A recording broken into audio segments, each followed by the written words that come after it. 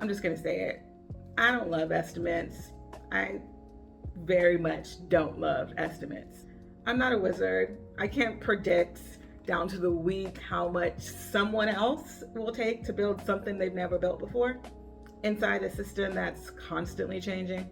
And I really don't believe in just forcing a deadline in like some semblance of control. Stuff takes as long as it takes. And when you rush it, quality pays the price somewhere. That said, I do understand why estimates exist. Not for pressure, but for coordination. Because product doesn't ship in a vacuum. If something new is launching, customer support needs to prep for new questions and tooling.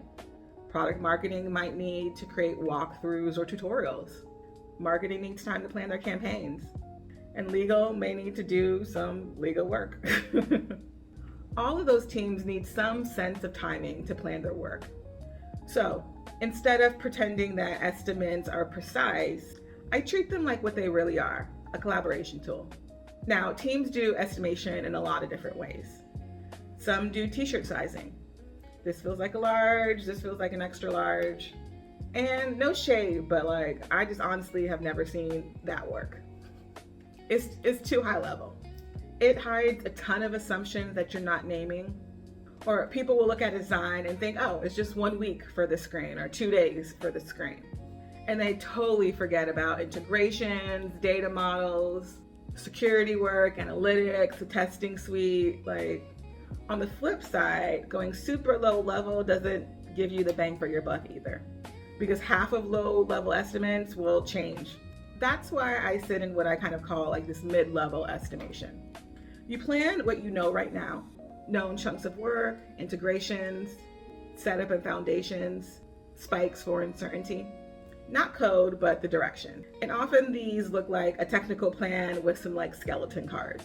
Meaning in each of these cards, there's a clear description, a few bullet points for what must be true, what needs to be accomplished, enough context to like scope and sequence, and then all the details get filled in closer to the implementation. But that upfront thinking, it reduces risk without pretending that you can see the future. Now, once I have that plan, I still add about a 30% buffer.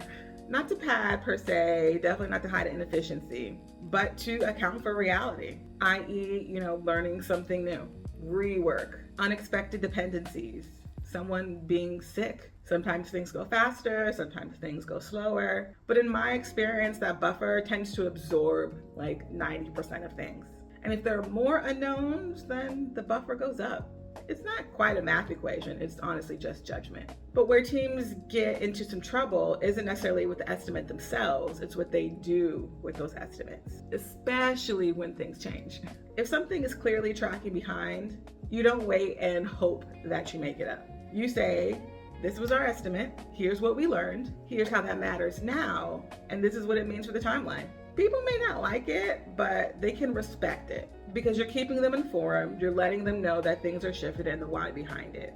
And now they can retime their work as well. Quick win today. Next time estimates change meaningfully, do this. Call it out early, explain why it changed, and then reset expectations based on what you know now. And that's how teams stop working in silos. Again, it's not about control, it's about coordination.